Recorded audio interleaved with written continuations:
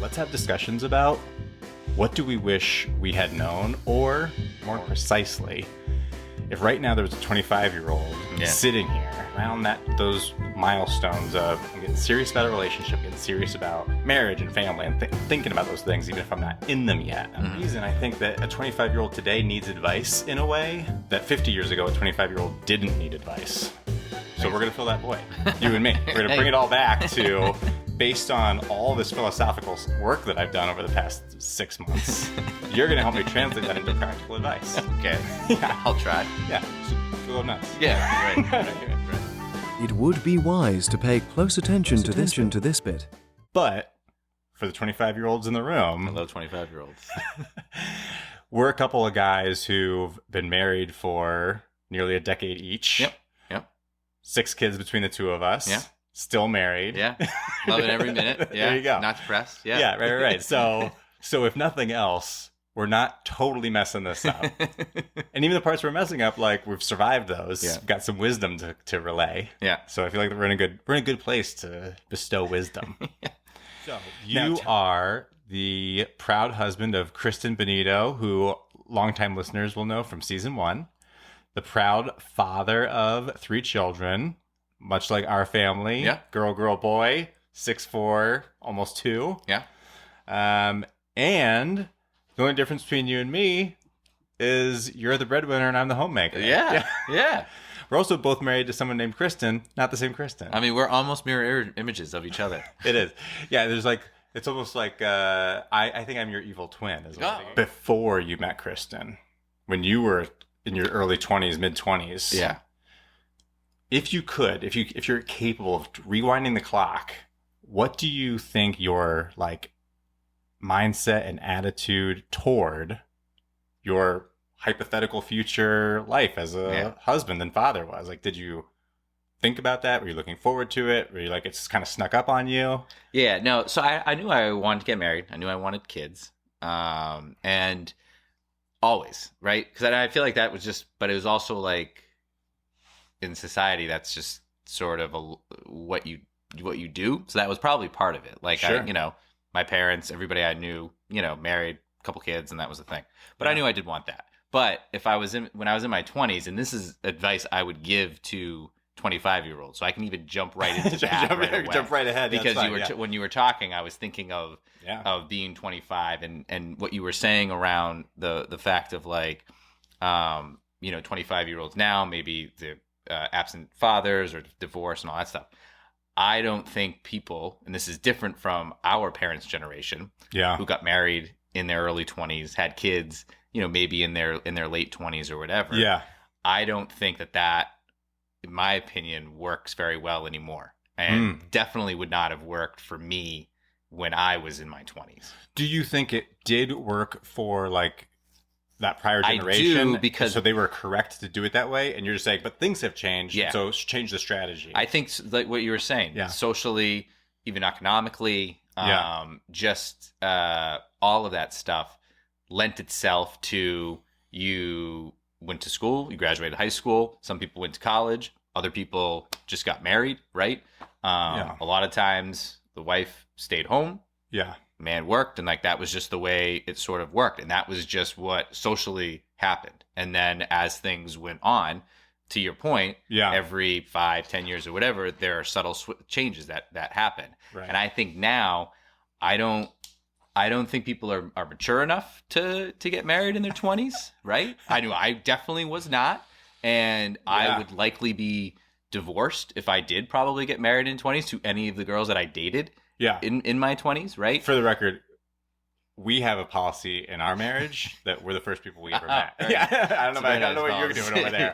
But if you expected me to be I totally get that. Yeah, I have no idea what you're talking about. Well, and it's mainly around, you need to live your life a little bit, and that's in my 20s is when I was doing traveling to go hang out with friends from college or friends that I met post college that lived in different cities. Go to Chicago, we had guys weekends away, and it was easy because we weren't dating people or seriously dating people, and we didn't have a family and that sort of thing. And even jobs, you tend to have crappier jobs when you're first getting out of school, right? And even if they're like even just throwaway jobs where you're just, waitressing or waitering, like, your tables or whatever. Yeah. If you have corporate jobs, that's where you're spending your time working, right. A lot of hours during the week, and you're making your networking connections, because that's going to help you get jobs down the line. Yeah, you're making the investment. Yeah, you're sacrificing short-term time. Exactly. And that stuff. And when you're 23 years old, 25 years old, 26 years old, that's fine to do, because if you go to work at 7 o'clock, you don't come home until 7 o'clock. Yeah, you just, who cares? Like no one's really there to see. But if you're doing that a lot when you have kids, it gets a little bit tougher, and you start missing out on their lives. Right. And if you can't do it all the time because you have other commitments of going to a soccer practice, or you want to coach like your kid's soccer when you're 25, I think you're missing out on the relationships you're making at work with just your peers in general. But then higher up managers and like that sort of thing. So it definitely would not have worked for me, because that was my 20s was when I was, figuring out what I wanted to do, where I wanted to be. And like, as cliched as it is, like who you kind of are, So do you think at that age you consciously were thinking to yourself, I am not Greg, 25-year-old Greg, I am not ready to settle down right now. Yes. Like I am stiff arming serious committed relationships so that I can get through these years until I'm in the right place in my life that I'm going to seriously consider that. And even if I did have like long-term relationships, hypothetically, it was, looking back, it was stupid to do that, because it was not, I knew I wasn't going to be on the track of marrying this person or like whatever. It wasn't going to be for a long period of time. Right. Interesting. Okay. So you had that sort of expectation in your head in your 20s. Okay. I did, because I think I saw a lot of my friends. Yeah. Oh, I'm sorry. Go ahead. Yeah. I was going to say, I think I saw a lot of my friends, or not a lot of them, the ones that did get married in their 20s. I was asking you, when you were in your mid-20s, you were self-aware enough to know, it is not my strategy. It's not my mindset that I'm looking for a serious relationship. Correct. I'm not settling down in my mid-20s. Correct. And in addition to that, you're saying you actually observed friends of yours who did try to settle down in their earlier mid-20s, and that went poorly. Correct. Yes. Tell me more about that. So either, divorced, because and it was all the same thing. Even the ones that didn't get divorced, it was the same problems, where people still wanted to go out like in your 25 years old to bars, to, I don't want to say clubs, it's not like we went clubbing, but like, bars and club type like atmospheres. You want to go to a Red Sox game on a, Tuesday night in July. And there's times you can't do that. So there causes friction. And it's like, well, I'm 25 years old. Well, you're married. Why do you want to be running around with all your single friends? What are you doing? And seeing that, it's like, well, I don't want any of that. I know I want to be running around with like my friends on a Tuesday night. Like that's what I want to be doing. Yeah. Right? Yeah. So tell me more about, it makes sense that you saw that, and that like sort of reinforced this mindset or strategy that you had in your early and mid 20s. But it can't be that like you benefited, like that's how you formulated that mindset, right? Like at what age do you think you started to formulate this strategy in your mind? Like were you 10 and you said, I've got an idea. I'm going to spend the next 15 years keeping the serious girls away. Or you know what I'm saying? Yeah. Like, I don't know how to articulate that, but like how do you think that idea came to mind of, like, because you've said, let's see if I can recap. Like, one, in your early and mid 20s, you've got to work some rough jobs. Yeah. That you're not making a lot of money, and the hours are bad, and you have to like hustle. Yep. Just to, like, get your foot in the door and start making a name for yourself and start climbing that ladder. Yeah. So that's like, there's economic and like career forces. Yep. And there's these social forces of, well, you want to be able to socialize and to experience things and sort of be in an adventurous mindset. Right. Along with your other single friends. And like settling down would create friction or maybe fully preclude you from doing that. Right. So there's like that social and like sort of individual chapter of life mindset. Yeah.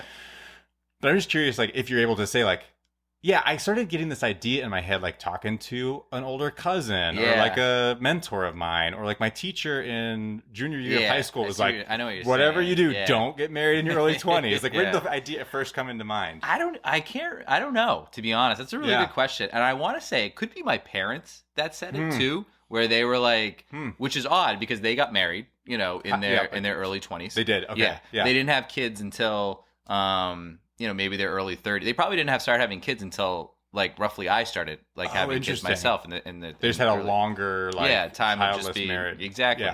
And I feel like they probably said, what's the rush? Like why, it just, and it's not like I dated a lot of people. It's not like I always had a girlfriend. I didn't. Right.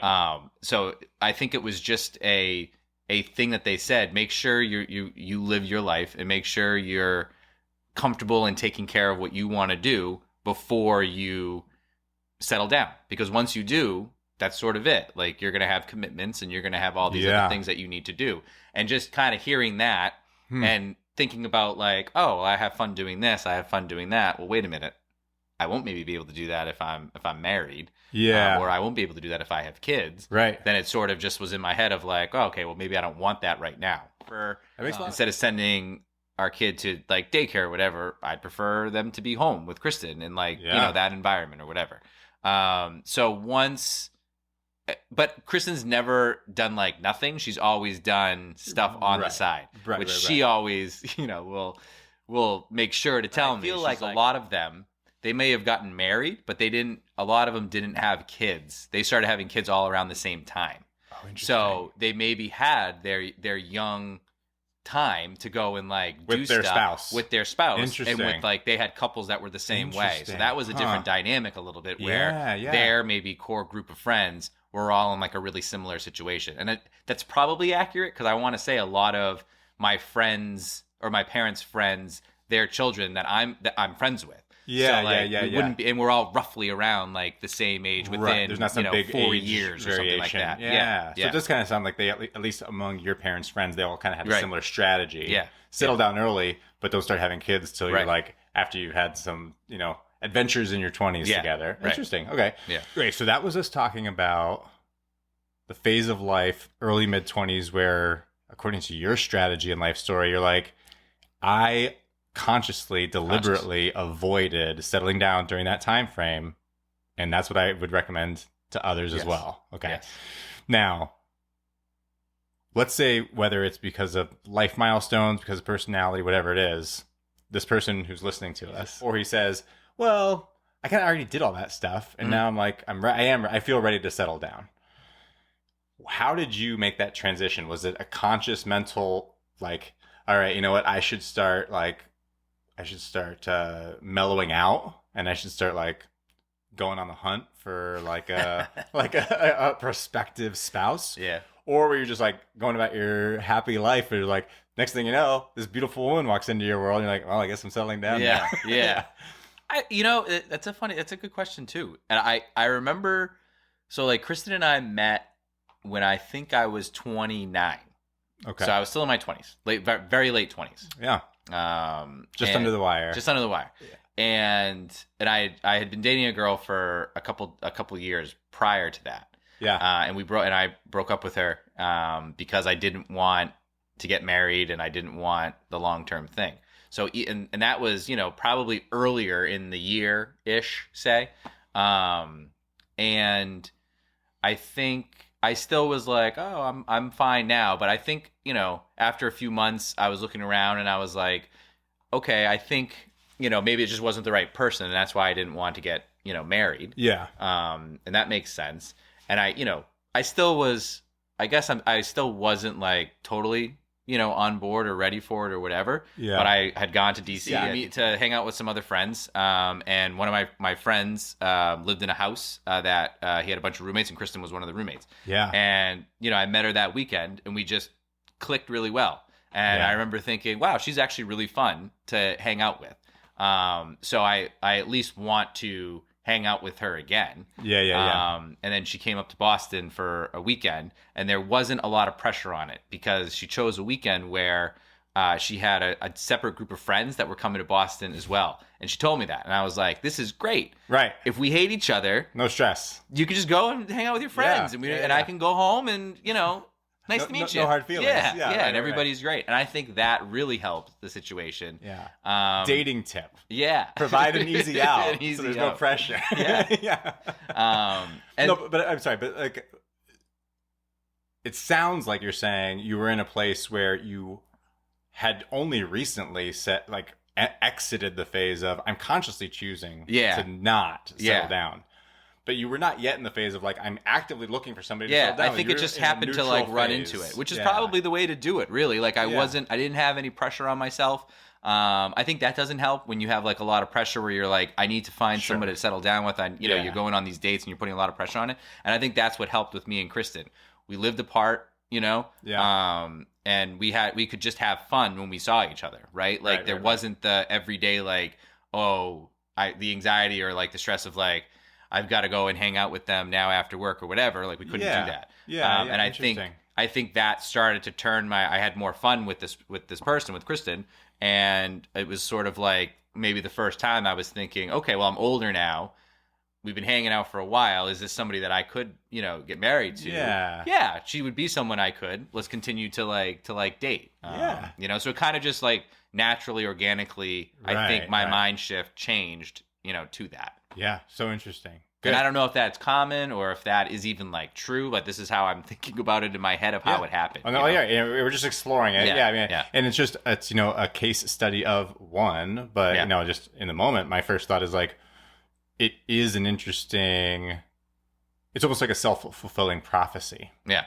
In the sense of like, if you had met her when your mindset, regardless of your age, but just if your mindset was like, I'm not interested, then I almost wonder if like you would have met her and be like, I don't want to hang out with this girl anymore. Yeah, a lot of it is timing. A lot of it is timing. So for sure. So one of the things you said is don't entertain settling down until you're done being selfish. Yeah. I want you to say more about being selfish and then being done being selfish and what constitutes that transition. I guess that you need to be done valuing your time over everybody else's. Like, well, you're always going to valuing your time over your families, your potential families. So like I can't, if you're going to do that when you're married and with children, well, what are you getting married for when you're having children for? Like you like that's being selfish with your time. You're not spending time with your kids. So why do you have them? And you're not spending time with your wife. Like if you don't want to spend time with your wife, why are you married to her? If you'd rather be out with all these other people, well, then you don't really want to be around your wife. Like I enjoy hanging out with you guys. Yeah. But like I like hanging out with Kristen too. And like, I want to hang out with Kristen. Yeah. I don't feel offended. So that's what I mean by like, kind of being selfish with your time and then realizing like, okay, I'm ready to, I don't need to go to the Red Sox, 80 times a year or 60 times a year. Or I don't need to go to the playoff games for the Bruins and the Celtics all the time. I can go to some once in a while, but I don't need to go, to every game. And because I want to be around my family and I want to be around, I want to create memories with my family and that sort of thing. Okay, so there you are. You two are hanging out and you're like starting to think this way of like, oh, this is somebody I could be serious with. Yeah. And I'm open to that now. Like I'm exploring that thought. I'm like visualizing this future together. Like, and you don't have to, I'm not asking you to share anything. Again, I can edit this all out. That's why we're not doing this live. So if you say something, you're like, actually, don't use that. I won't use that. Just like I told your wife, and she like said a bunch of stuff, and I was like, yeah, I'll delete that. But no, how do I want to phrase this? Can you recall how the two of you started talking about like a serious future together? I do. I actually vividly remember it. Yeah, for the sake of somebody who has not yet had that life experience, how would you describe like sort of that transition and experience of like talking to a woman? Yeah. I mean, like maybe this is going to be a thing. Yeah. Let's have that conversation. How'd that go? We were out on a bar crawl in Washington D.C. As one does. Around Christmas time. It was a Christmas bar crawl. And I think we were just talking and a lot of times this maybe doesn't go well because if both people aren't really like feeling the same way, then someone could get scared off and like that sort of thing. Sure. But, I think Kristen and I had been dating only for a few months, but you could tell that we were both, invested in the relationship. We had seen each other a bunch of times, like flying down, like she coming up to New England or me going down to DC. Yeah. And we were out and we were just talking, and I think it just like came up, and I think she said it first, where she was like, I'm really starting to like you. I really wanted this relationship to work. I can see this going, far. Like, is this something that you're into too? And I was like, yeah, totally. Like, we should start talking about how do we want to handle, like, we still live apart. We're still doing our own thing right now. Like, when do we come together? Like, where do we come together? You really should move up here. I don't want to move to DC. But it just sort of, again, naturally came up. And I think that is because we had both, she's a year younger than me, so she was in her late 20s. But we had both, lived our 20s. Like, your 20s are super important, right? Like, that's when you're doing a lot of like dumb things. That's when you're again, like, doing all the stuff that we talked about. Yeah. We had done that. We had dated different people, long-term relationships and not. And we kind of, we ran into each other randomly, and then we started dating, and it just all naturally felt good and normal, and felt like it fit. You weren't forcing it. We weren't, and we didn't have to because we were apart. And it just, we just started having the conversation about it, and that's how it happened, which is weird because I don't think that happens all the time. But it did for us, and it didn't scare either one of us off. It actually made us both more excited. Yeah. And we started, planning, I think then we even started planning like a trip or something, and really kind of scheduling out, okay, well, what weekends are you going to come down? Like, let's figure that out, and let's book things more in advance. And it kind of kept building and building and building from there. Yeah. So, I mean, if you were a different person, I'd ask different questions, right? Like, some of this is jazz, right? Yeah. Like, if you were like, I had a really rough courtship period. It was really touch and go there for a while. Then I'd be like, well, what was the best part? But you had like, it sounds like a really positive, natural, organic, comfortable courtship period. What would you say was like an unexpected challenge? Yeah. So the hardest part was when Kristen moved up. You're like, oh, you're here all the time now. Yeah. Well, it wasn't even that. Like, we were excited about that. Yeah. But moving to a completely different area where she knew nobody. Yeah. She left her job that she really liked in DC. And there wasn't really another job. She worked like for like triathlons and stuff like that, like put on that stuff. But she was supporting herself. She had her own kind of career. Yeah, whole thing. Yeah. Right. Moving up, there wasn't. She had trouble. There wasn't like triathlon companies or whatever that she was doing down there. It didn't really translate to up here. Yeah. And she kind of bounced around to a couple different jobs trying to figure out, what she wanted to do and where she wanted to go. And she didn't really have any friends. So like. Yeah. That got there was a dark time where it was tough for her because of all this other stuff. And that was a strain on our relationship because I probably wasn't as compassionate as I probably should have been.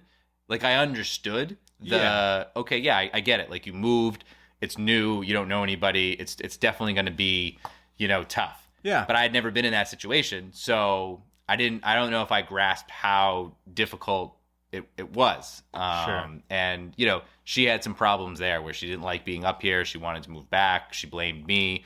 She also, she'd always wanted to live in California, in San Diego. Her old boss had moved out there for a new role, said that she had something for her out there. Yeah. So there was a big kind of fight about that. She wanted to move out to California. I had no interest in that. Right. And there was a chance, I suppose, where that was like a breakup point where if she moved and we wouldn't have been together anymore. But the exportable lesson there is when a couple is looking to like bring their lives together and they're not already geographically co-located. Yeah. That is a potential rough period. There's going to be some challenges associated with somebody, or maybe both people, are saying, yeah, I'm going to uproot myself. Yeah. I'm going to be, away from whatever, whether it's family or friends or my career or whatever. It's like somebody's going to, or maybe both people are going to have to like develop a whole new support system. I mean, totally. And a few years later, I had the same effect when we moved from Boston down to Pennsylvania to move home for her. Right. And then I was in her position. Right. And I was like, oh, this is like what it was. This sucks. Like, right. Why didn't you tell me? Like, this is how it was. Like, you didn't tell me it was like this. And she's like, what are you talking about? And it's hard. One of the big things that I would say, and Kristen and I joke about this now. If you can, try to find somebody that's from the same area that you're from. Interesting. Like when you're in courtship. When you're in courtship and married and everything. Because if you don't, interesting, it makes logistically everything much more difficult from dating and people moving around and moving. Right. I'm also a bad example. I've lived my whole life in New England. Yeah. Never moved, never lived anywhere else. Didn't really have interest in doing it, right? Yeah. So, But there was an asymmetry, is I think the point. It's like you were on your home turf. Yeah. You fell in love with somebody who was a totally different place. Yeah. And so now at that point there becomes not necessarily a conflict, but there's this thing has to be resolved. Where are we going to be? It was always hanging over our head for like a while until she did move, and then it was hanging over our head of like, she's not happy. Like, geez, like how do I? And then at what stage did you start the conversations, and how did the conversations go about what your expectations were of your life together? In terms of who would be moving, like where? No, afterwards, like after that? Like long term, you're like, are we going to have kids? How many kids are we going to have? Yeah. Like, did you guys have those conversations, or just like those dominoes didn't fall till much later? So those dominoes didn't fall until probably, well, I don't want to say like when we were engaged, because we talked about that stuff beforehand. It was always the intention that we would both be working. Like Kristen didn't want to be like a stay-at-home mom, and she's really not really a stay-at-home mom now. I mean, she's doing the MomComm stuff. But that all came about. Her what she does now kind of came about as a result of having children, doing some other things, and like kind of combining them all together.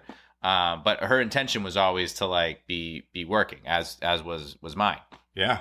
But we had always talked about that. We'd always talked about having children, and we both wanted kids. Awesome. I had them. So let's jump ahead. Yeah.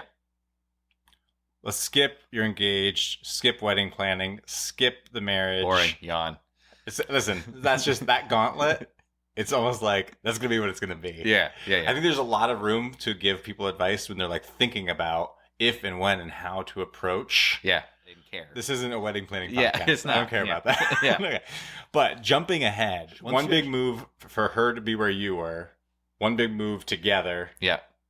And then another big final move. Yeah. Final move. move. I'm projecting. We're not moving. We're not. Yeah. We're done. That's where we're at. We're at the like, okay, game over. Yeah.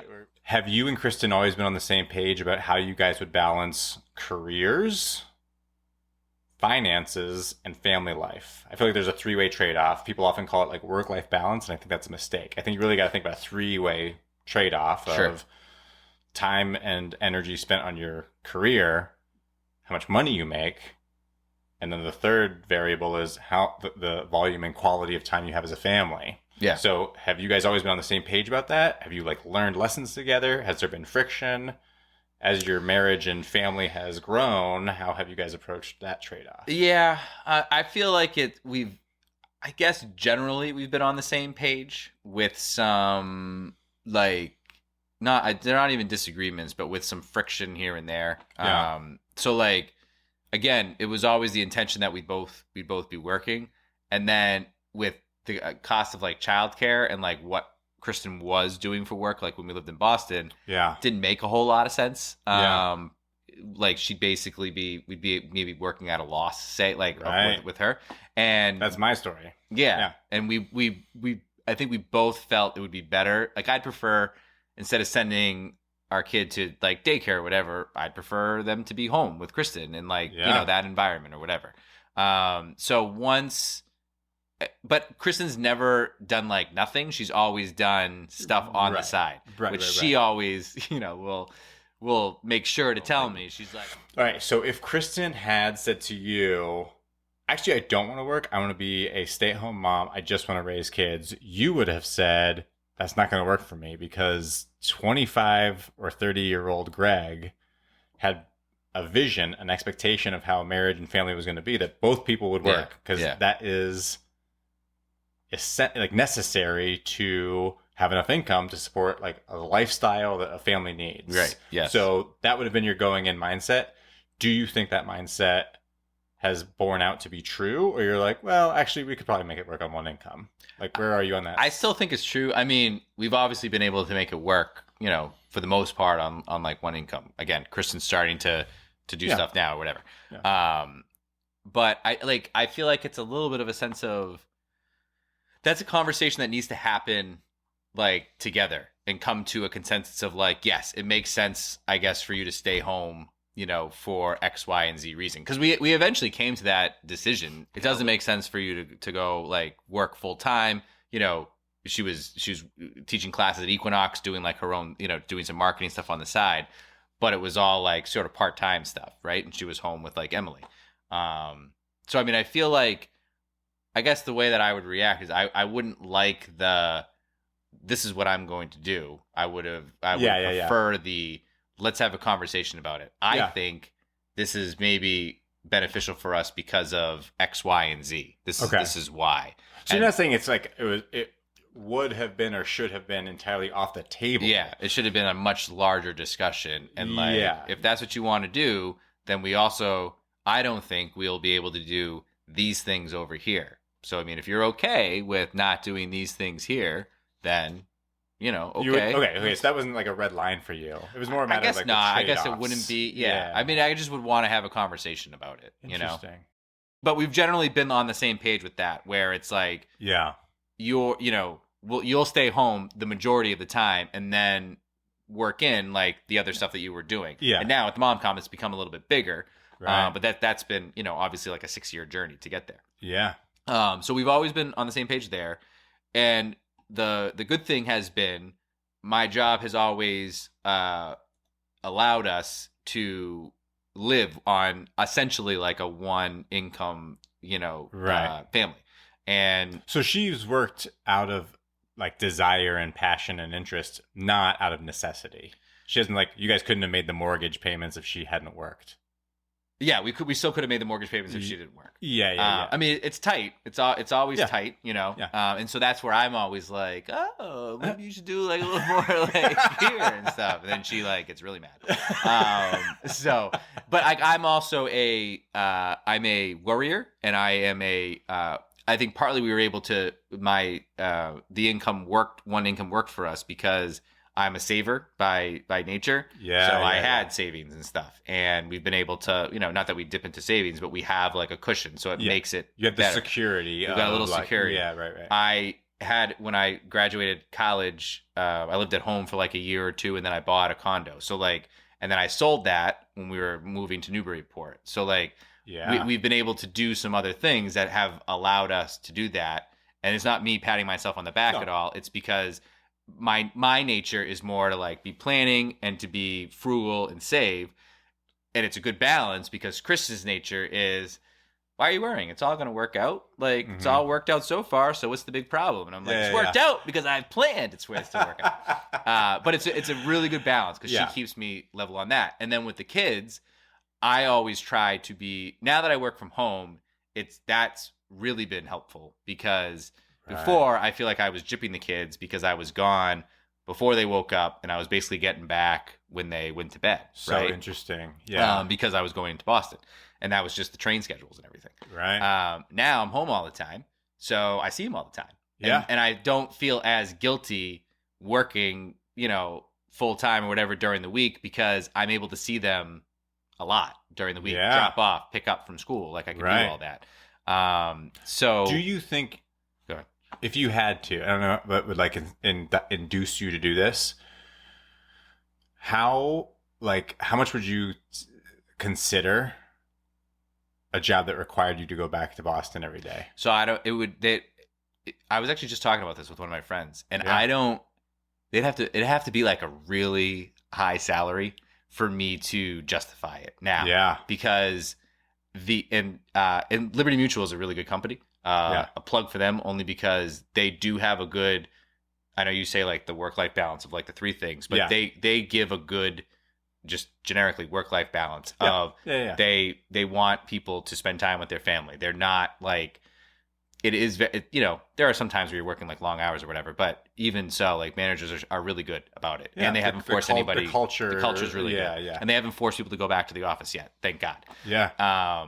But like going back, I don't know if I'd be able to do it now because I value the time I spend with my kids. I like that. I like being around them. I like being able to coach soccer. Like I coached Emily's soccer team this year and I liked that. And I want to be able to continue doing that. Like she's playing basketball and I hope to be able to coach her in basketball. Like I want to be involved in that stuff. And it makes it really hard if I'm down in Boston, working. I can't get home because of specific times because of a train. So now this is like a really, and this is a sincere, like, let's go on a journey together. Yeah. Because I wonder about this stuff, like in some parallel timeline where COVID had never happened. Do you think you ever would have felt that way? Or do you think you just would have been like today in some parallel time, like a non-COVID timeline, you and I would be sitting here and like you would have spent 60 hours this week, 60 hours either commuting or at the office. You're like, this is my life. Like, I don't even think about it. Do you think you ever would have thought about it? No. Or is it just because COVID was just like emergency brake lever pull and then everybody like reset their expectations? I think it's that. And I think about that a lot because to your point, before I was doing that, like, I was going down to Boston and it was terrible, but I was just like, well, this is what I do. Like, this is my life and everybody commutes. Like, this is it. Right. Maybe one day I'll be able to find a job that's closer to, but I can't right now because, we're a one income family and I, have a good job with Liberty and I'm going to stay there. But maybe we want at to some live point. Up here. Exactly. So this is just the cost of doing business. This is just what we're going to have to do. And on the weekends, like I'll have to, make up the time with the kids or whatever. But like, that was just life. That was the part of life. My dad, like he worked in the same city that we lived in, but I mean, he was working every day during the week and he'd get off to see, like, come watch soccer games and basketball games, but not all the time because he couldn't. Sure. And I know it probably bothered him that, but that was just. But again, the expectation was also different. I wasn't expecting him always to be at games or practice or whatever because I knew that he had a job where he couldn't do that. My mom was a teacher, so she was at like a lot of the games because she could, right? Yeah. So one of them was always there. And I think that's the positive out of COVID where it's allowed a lot of this, kind of more family time. Like most of my friends now, work at home. And I think that's a big difference though for people my age. Like I have cousins who are in their 20s and they want to go, like they're happy to go to the office because again, what we were talking about before, that's how they're making their relationships. That's how they're making their name. They're working hard and they're doing all of that. Getting FaceTime with the boss. They have to. Yeah. Networking. I have a family and I'm old now. And you're already established. You're a known entity. That's what I mean. Exactly. You don't have to prove yourself to anybody. So, when you guys were going through the courtship phase and even getting married and even having your first 2 kids, that was all pre-COVID. Yep. So pre-COVID, to what extent did the two of you either foresee and plan around or experience and adjust based on like, hey, if we're going to have kids and have careers and balance work and life and money making and childcare, to what extent did you guys consider like proximity to family who could help out? That was always like a big factor. Yeah. So just talk a little bit about like how you guys approach that and sort of weighed the variables. So this is something that I think people should, it's a good thing. Part of what attracted me to Kristen when I met her family was very similar to my family. They were very close. They all lived, I grew up with my mom's family was all in the same city. She has 3 sisters, all their kids. We all lived within 10 minutes of each other and my grandparents. So my parents had a pool. Literally every day in the summer, my grandmother, all my aunts, and all my cousins were at our house swimming. So like I saw extended family. Yeah, it wasn't just nuclear family. Yeah. Yeah. And like we were at my grandmother's house all the time, especially when we were little. They were the ones that were babysitting us. My parents didn't have childcare because we just went to my grandparents. Yeah. And I liked that because we were all super close, and that was great. And that's how my mom grew up, and that's what she wanted, the same thing. Same thing on Kristen's side. That's how they all grew up. Everybody lived within, 20 minutes of each other. All the cousins were super close. Everybody's great. And I liked that. And because I knew we both wanted to live near our families. And I knew like, okay, Kristen's going to win. Like we're going to live near hers. But that's okay because I know they're really similar to my family and they're going to help when we need help. Yeah. And that's the case. And now we live near my family. But even before we moved, my parents live in New Hampshire, so we didn't have to do childcare. Monday, Tuesday, Wednesday, they were down in South Boston and in Marblehead watching our children, sleeping over, spending the night. Either my dad would come on like Mondays, he'd either stay over or he'd just drive back on Tuesday. So they were Monday, Tuesday, Wednesday, people were always around. And they wanted to do that. And my parents still come on Tuesdays, every Tuesday to come and watch. Pickup. Yeah. My dad. And they want to do that. And so that was important to us because we grew up that way, but also we wanted that help. And if, Kristen's brother he used to live in California. Now he lives in South Carolina. And, they have 2 kids, and sometimes it's like a hassle to try to figure out what to do, and it's because they don't have that help. And I'm like, oh wow, that would be really we'd have a real tough time, without that. Yeah. Well, no, one of the things we talked about is the challenges that are associated with couples today. It's more likely today that 2 people will come together and have very different expectations about how their family should be structured and organized and operate. Yeah. But it sounds like you're saying, which we didn't talk about before, but like, let's go back.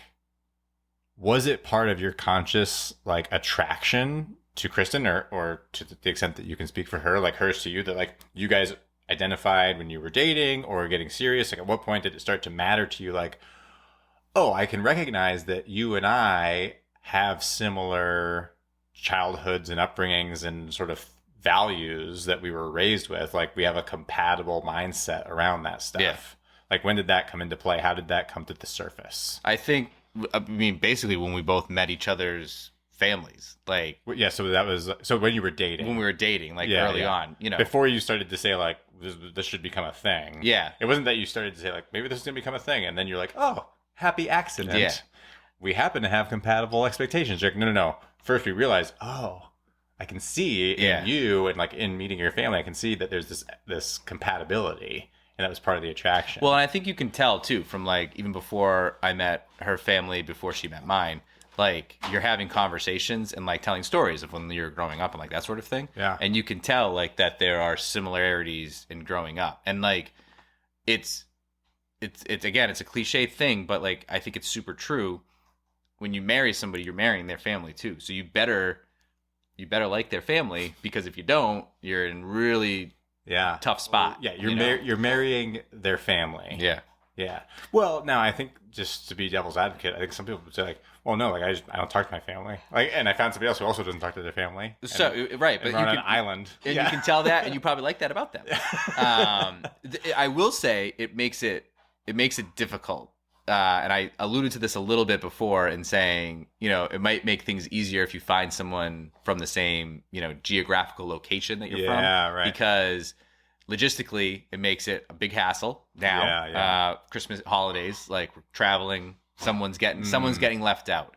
And both families are very family oriented. So someone's feelings are hurt when we're not around for like a holiday. Yeah. And both, I'm 40 years old, so my parents are, they're in their mid 70s. Kristen's parents I forgot how old you are. Yeah. Kristen's parents are just turned 70, or turning 70 this month. So as things get, it would have been the same for my parents if we stayed down there. As Kristen's parents get older, we can't just easily hop over there to be like, oh, you need help with, shoveling the driveway? I'll come over and do it right now. Right. So it makes things a little bit more complicated than my parents had it because my mom was from Manchester, New Hampshire. My dad was from Portsmouth, New Hampshire. They're an hour away. Yeah. And it's much easier to do that. I mean, you guys have a similar situation. It's not easy for you just to hop in the car and get there. And even Long Island's not a short trip, right? No. 100%. 100%. Okay. So you identified that during the even before like we're going to get serious. And so that meant you didn't have to that's a list of things that in a sense you could take for granted. Yeah. It was just like baked in. Yep. Like, you guys were on the same page, not necessarily because of happy accident. It almost sounds like you're saying, no, this was like sort of a part of our like evaluating whether or not this was going to get serious. You guys said, there's a compatibility here. Like we share expectations and sort of a model for. Now, what do you think would have happened if, you guys meet at this party, this like Disney Hallmark roller coaster romance that you had, but then like you start dating, and then like you start to get a little more serious. You meet each other's families, and you realize, oh, her family's 180 degrees different than mine. Yeah. Like her childhood and upbringing and expectations are entirely different. I'm really into this girl. Yeah. But like we seem to be compatible. Like nothing about her family life and my family life were the same. Yeah. How do you think you would have reacted to and navigated that recognition and that I mean, that's a really tough question. I don't know. Yeah. Because and you don't have to assume it's actual Kristen, because I know then you feel like we would have made it work because I love my wife. But like just a hypothetical person. Like just a regular person. Yeah. I mean, I guess that goes to why I didn't continue to date like other girls that I was dating, or like get more serious with them or whatever, because in some cases, not in all cases, their upbringing or their childhood or family life or whatever however you want to say it wasn't similar to mine, or wasn't something that I would want to be involved in long term, right? And so I guess I answered that question even subconsciously by knowing I don't really want to pursue this anymore. So I guess that's how I would answer it. Yeah, so that's a potential deal breaker. Potentially. And but like I don't know if it's like I don't know for sure if it would have been a subconscious or a conscious thing, or if it's more like I'm like, I don't want to marry this person because their family is terrible. I think it would be again like something in my mind of like, something's off here. I'm not really like into.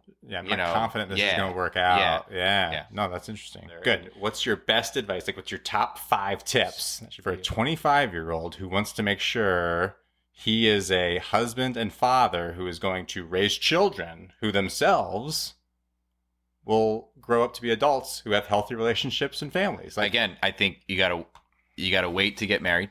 I wouldn't, you gotta wait until you're later in life, late 20s, early 30s. You gotta want it. You gotta want it. You gotta be done with being selfish, right? Like living your life for yourself. It's, and second, you've got to definitely, you and your spouse have to both want children. Can't be and like really want to have children, because if one person isn't bought in and is kind of like on the fence, it's not gonna work, because if you get talked into it, you're gonna always resent the other person. Like if things start going bad, and you're gonna be like, well, you're mad at me, like you forced me to have these kids, and like you knew I didn't really want them, and that's gonna be a disaster. So those are like probably the top 2. You got to wait till you're mature enough to be like in a relationship that you're going to be faithful in and be invested in, and you've got to definitely, you and your partner both definitely need to agree that you want children. Those are probably the 2 biggest ones, because if either of those are off, your marriage is never going to be good. Like there's always going to be something between you. I would say if you could, ideally, find someone in the same geographical location as you. But the reason is not just for convenience. You're saying because you have experienced the value of having extended family support, both as a child and as a spouse and parent. You're saying your whole life story is the story of, it makes a big difference. It helps a lot to have the support system around. Everybody needs a break, right? And like that's what my parents always say when they come. Like they would prefer us not to be around the children when they're here. When they're around. They're like, get out of your house. Basically, yeah. It's like, and they want, like, they'll take the kids for like a weekend and they'll say, give us the children, get away. And it's like, we want you, we want to see them, first of all. And we don't want you, like, judging us the way we, the grandparents. And like, this is like a break for you guys. Like, go have a break and like, be away from everybody. And I think that's healthy. Like, everybody needs to step away and not have, I mean, you probably experienced this. Like, Kristen's always got like the kids like hanging on her, like always want her around, and it's always like a big deal. And like a lot of times I'll come down from like work or whatever, and I'll be like, I'm ready to talk. Like I haven't talked to anybody like all day, and like hug me. And she's like, don't touch me. Yeah. Kristen and I have experienced that both ways. Where like when I was working and she was on maternity leave, then there'd be one dynamic, and now it's the opposite dynamic. Yeah, we've been on both sides of that. Yeah. So yeah, the support system is totally needed, and having family support system is the most important. So same geographic location, and really like again, if you can, and I think you're always going to be attracted to this in general. Like well, as I say, opposites attract, but anyway, when you marry somebody, you're marrying their family. You got to make sure that you like their family and you're going to get along with them, because if you don't, you can't, there's going to be a strain there. Like you can't just not show up at their house every time. It's not like I can't go down to Pennsylvania because I don't want to. Like it's rude, but I like seeing them. And so that to me is an important thing too. You got to make sure you know what you're getting into and who you're marrying. I always knew, you needed a lot of patience with like kids because they're asking a million questions, which is fine. Like I don't even mind the questions. They don't listen. They whine and like that sort of thing. And end of the day, when you're tired from work yourself or whatever, or you're tired from just like the kids in general, and like you're trying to go to bed, like put them to bed. It's always like the worst time because people, the kids are tired, but they don't want to go to bed, but they're whiny, and everybody's like then crying starts happening. And a lot of people on a hair trigger. Yeah. And especially, and like, I need to remind myself a lot. Like, I knew you needed patience, but like saying you need patience doesn't do it justice. Like the kids they're not being jerks on purpose. Like they don't know how to express their emotion or whatever. Like, and so they just end up whining and crying. And you can't just blow up at them and yell at them because like, I do. I'm not going to pretend. I'm not going to pretend I don't. But I always feel bad afterwards. And like, before doing that, one of my friends told me this because he had like a health scare or whatever, and now he has he tries to have a different perspective. And he's always like, every time they just annoy the hell out of me, he's like, I try to just move aside for a minute and just calm myself down, because he's like, who cares? Like they're not doing it on purpose, and who really cares? Like, what am I getting mad at? And then I come back to the situation and I try to be better. So I would say that, like, I think yelling is okay because you got to discipline and like all that stuff, and like that's fine. But like, you just know that you got to have a lot of patience, I guess. No, I think that's the last one for sure. Like, what's your sales pitch for marriage? So my sales pitch would just be, wait and date a bunch of people, right? And get married if you want to spend the majority of your time with a particular person. If you don't, then don't get married. And it's okay. It's okay not to get married. It's okay not to have children. If you're not going to be invested in it, and if it's not something that interests you, then don't do it, and be okay with it, and be honest with yourself and with everybody around. And you don't have to, though people are bashing it because they've had a bad experience with it. And it's probably because they maybe got stuck in a situation that they didn't know how to get out of. Dated a girl for a really long time, didn't know how to end it. And then you just sort of like, well, we've been dating for 5 years. Like, I guess we just get married. And then it's terrible. or they didn't really want to have kids, but they got married, and it's like, well, I guess we're supposed to have kids, so we'll have kids. And now nowadays, it's often the reverse. Yeah, like, there's an accident dating for a while, that happened. You have kids, and you're like, I guess we're gonna get married. Right. I have a kid I didn't want, and a marriage I didn't want. Exactly. So I mean, those are the people that are bashing it. It's all bad experiences. And if you're honest with yourself about wanting to get married and wanting having kids, that's the first step. And then if you do, then go out and date a bunch of people and don't rush into marrying somebody just because you're 29 years old and you think like, oh my god, all my friends got married, and my mom keeps asking me like why I'm not married, and I got to marry like this person. There's no rush at all, I guess, is my sales pitch, which I don't know if it's a good sales pitch, but I've really much enjoyed. No, I kind of like the sales pitch of saying marriage can be a happy thing if you want it and you're ready for it. Yeah, for sure. And it's definitely not going to be a happy thing if you're not, if you don't want it and you're not ready for it. Yeah. So don't rush into it if you're not ready and don't want it. Don't force it. Yeah. But the fact that there are a lot of people out there who got married too early or when they really didn't want to, and now they're bitter. Yeah. Don't let those people poison the well against the whole concept of getting married. Exactly. They just did it in the wrong way or at the wrong time, and that doesn't mean that nobody should ever do it. Right. And like, don't, this everybody says it, but it's true. I mean, there's work that has to be involved in being married. Like, it's not all just perfect all the time. Kristen and I yell at each other a lot. We get into fights, a decent amount. And do you guys record it and put it on the internet? Because that's what we do. Yeah, we should. We do actually want to record it because we always get into a fight about like, I know a guy with all the equipment. You said this, and it's like, I never said that. What are you talking about? I wish I recorded it. I play the tapes every now and then for Kristen. So you said on this day. But yeah, I mean, it's work, and like, but if you enjoy being around the person, you don't mind like doing the work for it. Yeah. Please take your seats and give your attention. Okay, let's get into some hard-hitting guy talk. All right.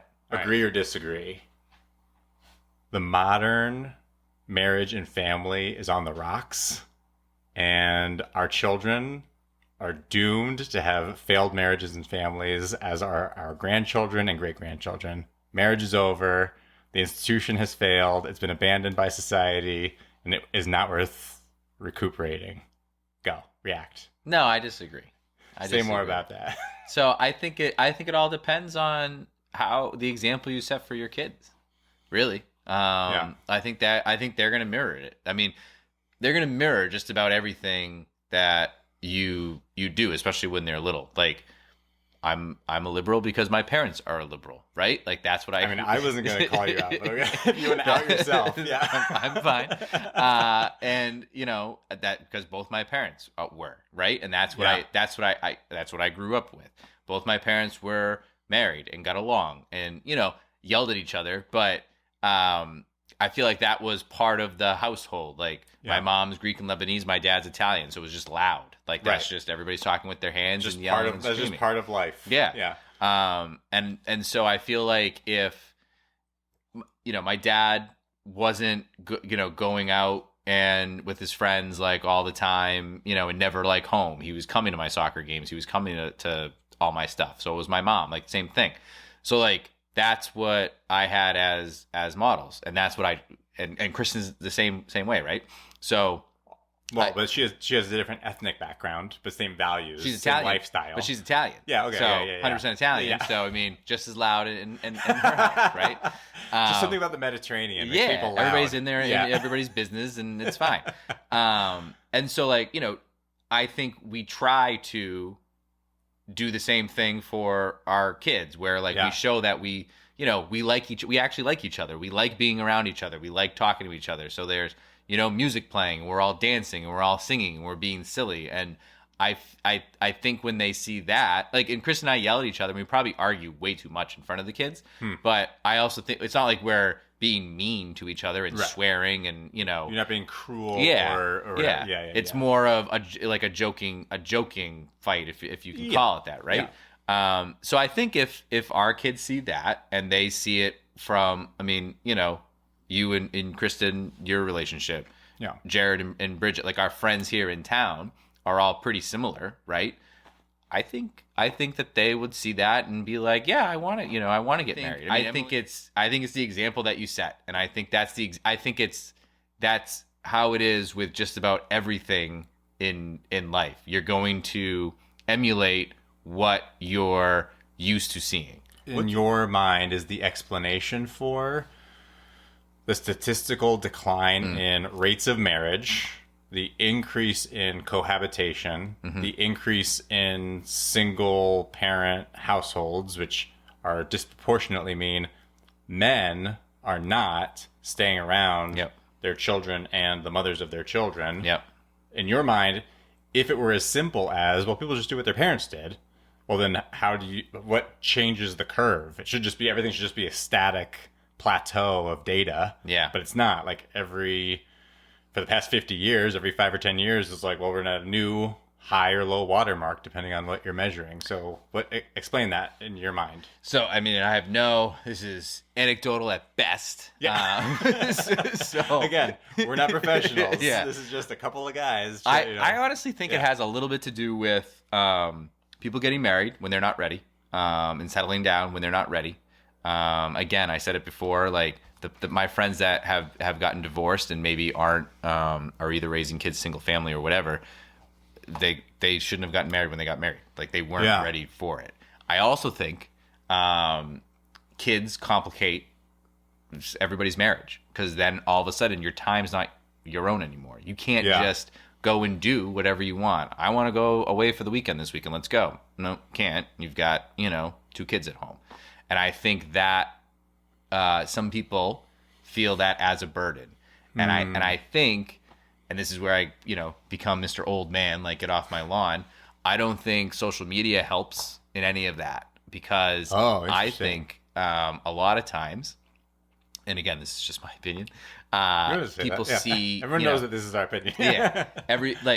Everybody's always going to put like the best things ever on Instagram or Facebook or like whatever, right? And I think people see that and like, I want to do that too. And a lot of times, you're saying like somebody sees somebody skydiving and they're like, why I want to go skydiving. People see kids and how they like have them all, a funny video of your kid, or like the family picture for Christmas cards, like all this stuff. And it's like, I want kids too, because I want to put them on Instagram and I want people to like the picture and show like that I have like a perfect family and like the, American dream or whatever. Like, so you're saying family. Like the psychological pressure that social media places on people. I think so. Like, forces them into things. And I think people start having kids when they don't really want to have kids, and they're not honest with themselves, because like, I don't want to say it's weird if people don't have kids, but it's different. Like when people get married and they don't have kids, but like, it's a little like, sometimes people look at that as different. Yeah, sure. So you feel like a little bit of a pressure to like to have kids in general, and then you see, is on. You see like, people asking like, oh, are you gonna have kids? You're gonna have kids, and you maybe start having kids when you don't really want them, but you're not really honest with yourself, and then all of a sudden, if you don't want kids, having kids is hard, especially when they're little. There's a lot of attention that has to happen, a lot of things that go on, and I think that just maybe then magnifies any problems you're having in your relationship. Well, then it's like, well, I want to go out. Well, why I watched the kids last night. Why can't I go out with my friends? You stay home with the kids tonight. And then I think that leads to problems. People get divorced. People, start living, just a single family homes and like that sort of thing. That is a really interesting hypothesis that I sincerely have not heard anybody articulate, and seems totally plausible to me. Yes. Yeah. Let me push back on it a little bit. Push. Yeah, just for the sake of like, let's think this through. Why would what you just described be a problem that exists in our generation, or 20 years ago, or 40 years ago, but seemingly, at least according to like the Census Bureau and whatever, like that problem didn't exist 80 years ago. Yeah. Or at any point in history prior to 80 years ago. Like that's a post-industrial age, like post-World War II problem. Like, these are not like, everyone knows that it's just human nature. It's just like built into our DNA that if you get married and have kids in your early 20s, you'll be unhappy and you'll get divorced. Like, oh, that's not true. Yeah. And most times and places, people did get married and have kids not necessarily in their early 20s, but in their mid 20s or their late 20s, if you're not ready, if you're not in the right mindset, I'm saying it's not about your numerical age. There's got to be something that is independent of your age. That's what I'm trying to. Could be. I mean, it could be like, so in 1948 or whatever. Yeah. There's a lot less stuff to do too, right? So, interesting. I think when us in our 20s, or me in my 20s, I can jump on a plane and go visit my friend in Chicago and have a fun weekend. Or I can, get together with a bunch of my friends. We go to wherever out for a weekend in Boston or like whatever, right? Men, women, everybody can do that. Now there's social media, so that like you can see people going on like all these other exotic trips. Like going to Europe is like super common and like not that big of a deal anymore, right? Yeah. You can get to England, quicker and probably cheaper than California, or you could for like a time or whatever. From New England. Yeah, from New England. Yeah. Sorry, Right. from New England, where we live. In 1948, that like, what did you? You'd be on a ship for 3 weeks. Yeah, what are you doing? Right. Like you're working. The man's going to his job, and the wife is at home. I think so. There wasn't as much to do. I think the expectation was that the wife was always home with the kids. Yeah. So there wasn't that friction of like, you need to be you can't work and have to stay home with the kids. Well, I want to work and I don't want to stay home with the kids. I think the expectation was that they just stayed home. I'm not saying that was right or wrong. I feel like that was just there's a difference of expectations. Yeah. And again, and like, I don't know when a husband came home from work, again, this is anecdotal, maybe this is just from movies or whatever, there wasn't a lot of interaction with the family. Like they didn't spend a lot of time with their kids. I do think in the Greatest Generation that was the thing. Yeah, they didn't like. I'm trying to think. So my mom's dad was in World War II. Yeah, and I remember her telling stories of when she was younger. Like she didn't see him all that often because he was working 2 jobs, right? Like he was always working somewhere. And when she was a freshman in college, he was coming to visit for like they had it was like a parents' weekend type deal. And so he was coming, and my mom was nervous because she was like, I don't know if I've ever spent like a lot of time one-on-one with my dad, and like, what are we gonna like talk about? And they ended up having a great time, and like he came like all 4 years, and like he made friends with like my mom's friends' dads, and it was a great thing, right? But I think it's growing up, an anxiety that like it would be difficult for our kids to relate to. Exactly. Yeah. So to your point of like, well, why didn't what was different then? Like, why didn't these issues exist maybe back then? I just think it was a timing thing of not a lot to do. The expectation was the father wasn't hanging out with the kids all that much, so he didn't have that friction of like, I don't have a lot of patience, I don't want to deal with you didn't have to deal with the kids like much, so having kids wasn't as big of a deal-ish, like so he had deal. The responsibilities to provide, but not parent. Interesting. And again, anecdotal, like my thinking. We're just trying to connect some dots. I'm trying to think of an answer to like that question, and that's where my mind would go. Whereas now it's like there's a million things you can do, and it's way easier to do everything, and you have access to everything at your fingertips. Yeah. So in your mind, it doesn't matter like, well, marriage is obsolete or like is doomed. It's just a matter of like, well, parents need to model healthy relationships, and their children will also seek out and have healthy relationships. That's what I'm saying. Yeah. So in your view, in your experience, can you articulate the difference between a father and a mother? Like, so one of the things Kristen and I talk about, which is to say, I'm like, I think this is a problem. We're just like, oh, I guess that is a problem. Is that there's this whole like genre of parenting books written by women for women. I'm like, well, that seems like problematic to me. That none of these books are written from a father's perspective. Right. And none of these books are written to an audience where it's a couple. Yeah. That's a good point. Talking about parenting. Yeah, that is a good point. I think those two things are real problems. Yeah. Like systemic, it's like systemic racism. It's like systemic exclusion of fatherhood. Yeah. And so I am interested in exploring, not because I know the answer, I'm not trying to lead you to an answer, I'm interested in like, what do people think about that? Like, can you identify intuitively, and can you articulate like, yeah, I, as a dad, because I'm a dad, fulfill a different role in the lives of my children than my wife, who is a mother, because she's a mother. Or you're like, no, Marcus, all that is like you're talking like a so that's the problem, right? This is 1,000 years ago, yeah, and now it's just parenting. Yeah, but I mean, so this is where like some of that I think gets a little bit too much, like, and I think again maybe, and this is because we grew up in like at a similar time. I mean, I do still see traditional kind of like roles in my head, right? Yeah. And I, how, so for people who might not know what you mean, what do you mean by so that? Like as the dad, I think I definitely do more disciplining than Kristen. They know that if I start, I'm going to count to 3 and you better, get up off the ground or whatever, they will, okay, yeah, I'll do it. Fine. Sorry. Yeah. Kristen does it. They won't. Like, I'm more the disciplinary person. Again, I think,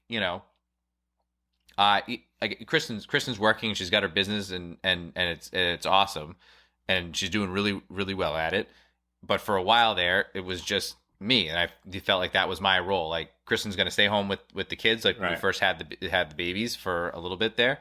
And I'm going to work. I'm not going to be Mr. Homemaker. In my head, that was just always what it was. And I think it really was probably in your head too. And this is part of like the whole experience, like the experiment of switching the role. Yeah. And it's different. So when you guys went through those different transitions of who's doing the working, was it always you were making more, or was she sometimes making more? Like, I was always making. There was a short time where she made more than me. Yeah. With one of the jobs she got in Boston, but then stuff happened or whatever. But for the majority of the time, and that's why she moved up to Boston. I was like, I have, the better job. That is, there's more trajectory or whatever. I'm making more, and okay, I'll move. And then it was, but there was like the one time she did push back. That was when when she got offered a job in California and she wanted to move to San Diego and stuff when we were in South Bay. And, she was like, this is a really great opportunity for me. It's something I really want to do. Yeah. But it didn't pay like all that much. Right. Yeah. And, so that was part of my pushback. It doesn't pay a lot. We're not going to be around family. Like, why are we going to move all the way out to California just to move back to Pennsylvania? A year later, 2 years later. There were enough variables on the other side of the scale that one variable didn't outweigh it. Yeah. So for the most part, it was always, but like that could have been an excuse too. Like I never really liked my job at the time. Like it was like you were saying, like Kristen like really likes what she does or whatever. Like, I've never met anybody who's as passionate about their job as Kristen is passionate about her job. Yeah, I mean, it's my job off the charts. My jobs have always been a job, and it's just blah. Like, I mean, like, for the sake of my employer, who I love, and very, very happy to have the position I have. But like, you're very satisfied and motivated. But it's not like your life's passion. Yeah, exactly. Right. Whereas Kristen's job is like her life's passion. Exactly. Yeah. Exactly. So I mean, our decisions always came down to money. But again, that's mainly me driving it because of me being a worrier of like, well, we're never gonna have enough money and we're gonna be poor and we're gonna live, on the street. We'll just live in a van. Yeah, and she's like, what are you talking about? Like, you're gonna get a job out there and you're probably gonna make the same amount of money, and like, it'll work out. And it's like, how do you know it's gonna work out? And she's like, I don't, but it does. Oh, that is like, interesting though. Yeah. So I feel like that's always been, and to Kristen's credit, she's usually given in on it. To her detriment, because she hasn't been able to do some of the stuff she's wanted to do, though she is running her business now and she's happy with that. Yeah. But and she's providing a great service and benefit to our community. Yeah, terrific. Yeah. But like I was always concerned if I leave my job, like what are we gonna do? Even when I wasn't even making like it's not like I was making $500,000 or something like obscene, but like it was always like well, what are we gonna do? And that was always on my mind, I guess. Put yourself in a parallel dimension. The chips fell differently. Kristen had a super stable, very lucrative, promising career. Yeah. And your career was on the rocks. Sure. Do you think you guys would have gone down a path of you being like, well, I guess I'll be a stay-at-home dad? Or you'd be like, that's just not the right answer. So I don't want you to frame this in a way like, I don't want you to say this for me. I know. How would you have thought about it? I know. You know? And I want to be truthful with it. And I don't want to say it just to be like, oh, this is what I was supposed to say, right? Because truth be told, once you say it to the internet, I know, remember forever. Yeah. Truth be told, when I was like in high school or whatever, or like even college, or even afterwards, I used to joke with one of my like good friends, and we'd always be like, oh man, we'd love to be a stay-at-home dad. Like, it would be like the greatest thing ever. Like, our wife makes a ton of money. We just play with the kids all day. Like, that'd be like the greatest thing in the world. Like, this is like what a sweet video gig. games and action figures. Yeah, like you're just playing all day long. Like, what is the problem? But like now, I don't know how, you do it. I don't know how Kristen does it. Poorly. I do it poorly. I won't speak for Kristen. I do it poorly. I mean, would be really hard. I think. And, I would like to think if she had like this, trajectory, if say the MomComm takes off and is like insanely successful, it's just like this crazy thing. Yeah. And it's inevitable. Yeah, right. Which is probably going to happen. Podcast and YouTube channel. Exactly. But let's just say that like that's what happens, and like I sort of like plateau out at my job or whatever, and it makes more sense for me to switch role. I hope I would be able to sort of buck up. I'd be able to do it like from an ego standpoint or something like that. I wouldn't care that like I wasn't working, my wife was working and making more money than me. That I really couldn't care less about. Yeah. But I hope I could do it from a parenting standpoint. Interesting. Just because I think it would be really, really, really, difficult. And I guess you just, I would just, learn how to do it, and you just adapt and you figure it out, and it's, and you do it. I love my children and I like being around them. So, and the kids are a little bit older now too. So like it would get it gets easier as they get older. Yeah. Well, and Kristen jokes about it all the time. She's like, oh, I plan to be a stay-at-home mom when the kids don't require as much work. Right.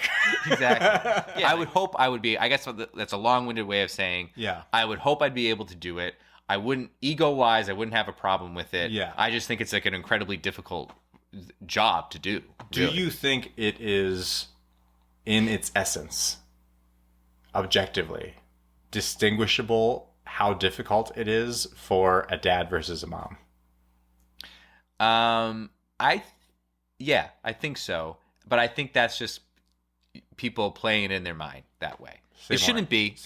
It shouldn't be. Yeah. Like, if you enjoy being around your children, it shouldn't be a problem. I enjoy being around my children. So I guess in general, if I'm going to be honest, I would say, it's like a distinguishable thing, but I don't think it should be. And I think dads I think they might set themselves up for for failure, because in their head, they might think like, well, I can't do this. Like,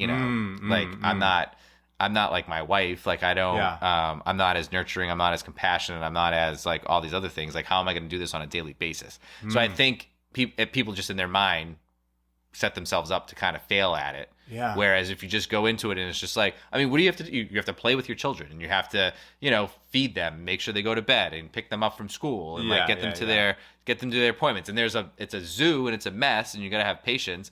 But I mean, like in some ways, I'd rather be doing that than working on a PowerPoint presentation, for somebody you don't even like. Exactly. Or I'm like, sure you like that. I love everybody that I work with, but like on another useless conference call, where I'm just sitting there being like, what is my time? Yeah. But I just think it's a mental thing. Like people sometimes think they wouldn't be able to do it. And here's a curveball. Do you think your attitude toward marriage and being a father would be different if you had spent your entire childhood being raised by your mother alone, with no father around, with no male role model in your own upbringing? I would like to say but like, and I think it would turn into I'm going to be the best dad in the world because I didn't have like a dad, and I don't So want to motivated. I think you'd be motivated. But who would teach you how to do it? I don't know. Right. Yeah. I know. And now you've gotten me into a corner. Yeah. Because I don't know. Right. Yeah. Like, because what I said before was like, you learn by example and stuff, but if you don't have that example, how do you learn? But in you my watch head, this podcast. I guess you're right. But in my head, I would think like you, or from what I've observed, when people have been in that situation, they tend to go the other way because they know how lousy it sort of was. Like what bothered you as a kid, and you don't want to put that on like your kid. So I guess it's like an example type thing, but also you adjust for your specific circumstance. So this is Greg's motivational speech to young men who grew up with a less than ideal father situation. Is you're saying harness that and turn it into a motivation to be the best father you can be. Yeah, because thank you for being here. You're welcome. Thank you for having me. I really had a fun time.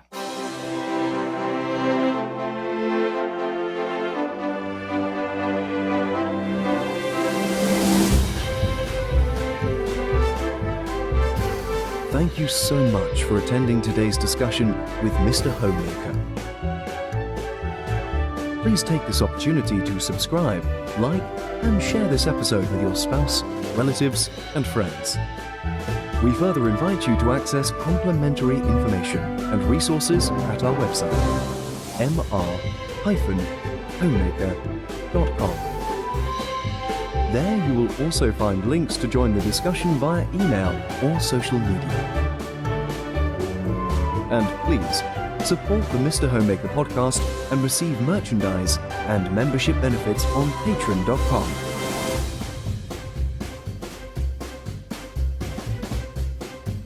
Until next time, farewell.